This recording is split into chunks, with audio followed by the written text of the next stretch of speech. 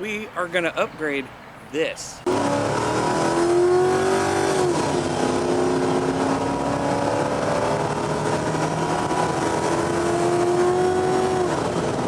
How's it going, guys? Corey the Random Guy here with you today. We are up on the roof of the house.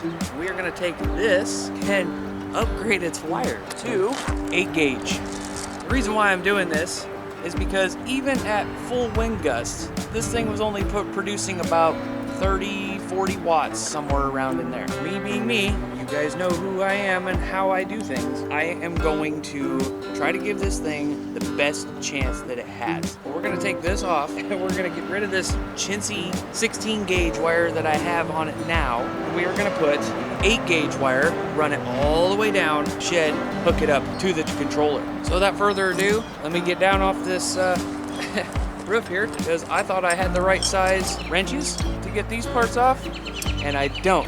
They're bigger than 5/8. So without further ado, be right back with the right size wrenches. A few moments later. So now with the right size wrenches, finally, took me a few tries to come up and down and get the right wrenches, blah. Let's get this turbine apart.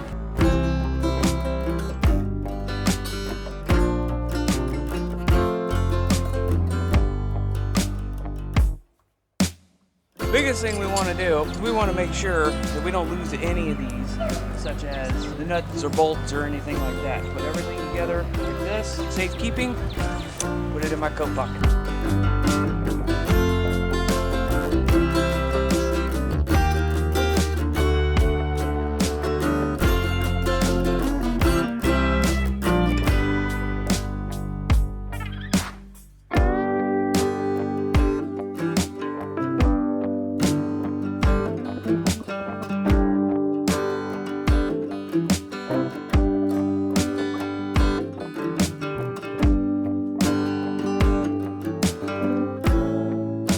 Another piece of advice, do it on a not windy day, kind of like what it is now. I do believe the winds are supposed to kick up later. We're supposed to have some rain, so I'm trying to get this done before it starts raining. Hopefully, we'll get some better results out of this thing. Kind of crappy that it was only getting, I don't know, 30 to 40 watts out of high wind gusts. I mean, that's the maximum I've seen out of this thing. That's why I'm doing the wire. So let's continue on.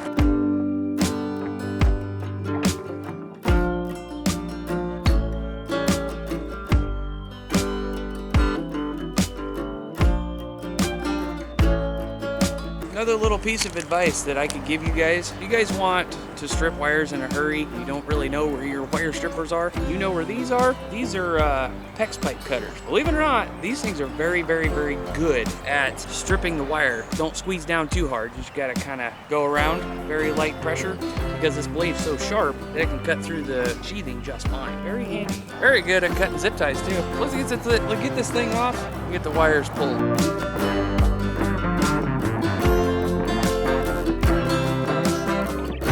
This is kind of tricky doing it up here. See, all I did was just put wire nuts on.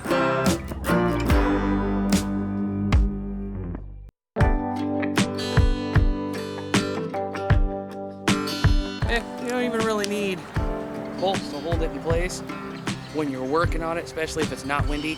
It's not gonna go nowhere. It's actually perfectly balanced, which is really nice.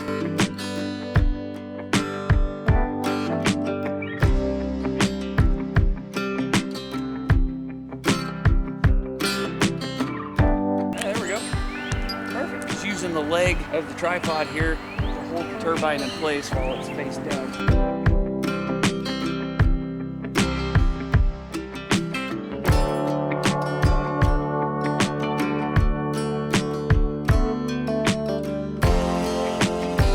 You want to try to route it, say about 25 feet per line.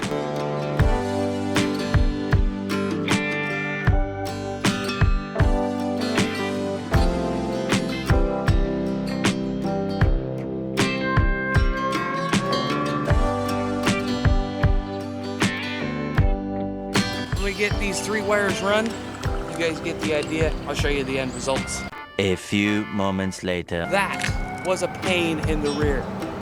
Getting all 3 of these wires measured right, thrown down the road. Show you guys how easy it is with these. Strip this. Go like that. If any of you guys are familiar with doing this, any of your wires. Simple as that. All right, guys, let's get this last wire strip. Hopefully get it on the turbine with no issues. One of these days, I'd like to upgrade to one of them vertical turbines, because then this way there's no bushings or any of that other stuff I have to deal with. So maybe one of these days we'll have that. But for now, this is what we got. Let's wire this turbine in. Be right back.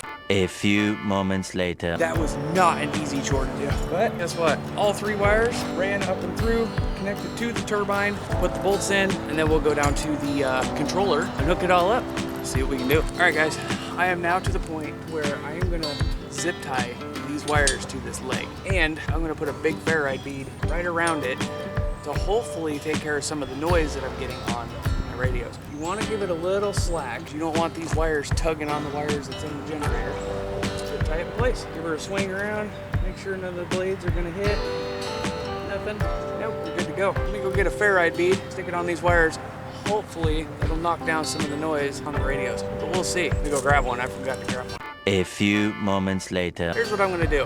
I got 2 different size beads because I'm not sure which one of these 2 is gonna fit around all these wires relatively tight. Here's what we're gonna do. We're gonna do the next best thing. You're gonna go ahead, snap it in place just like that. We're even gonna take the smaller one and put it on there. Hopefully it'll snap shut. If it doesn't, then we just won't put it on. If it does, that's a bonus. So we got 1 ferrite bead on there now. We're gonna go ahead and put one more zip tie down towards here so this way nothing moves. Zip ties are your best friend when it comes to this stuff. There we go. All right, so let's throw the rest of the wire off the roof and we'll go into the shed, hook it up to the controller, and, well, wait for the wind to kick up and see what we get. See you guys in the shed.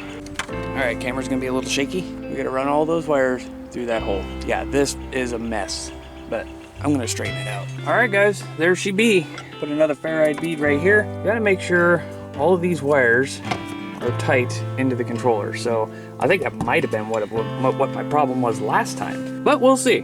We'll see once the wind kicks up and we get going. Right now, it's a cloudy day. I'm only getting 19 watts out of the 4 on the PWM side.